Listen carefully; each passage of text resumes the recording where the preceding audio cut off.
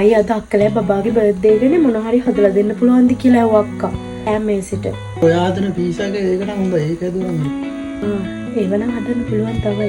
එහෙනම් தவைக்கும் பார்வை காரம் பொறுத்திட வீரா தொடர்ந்து பதற செய்வீரா சிக்க வைக்கும் செய்கை எல்லாம் நிறுத்திட வீரா மனசு எங்கள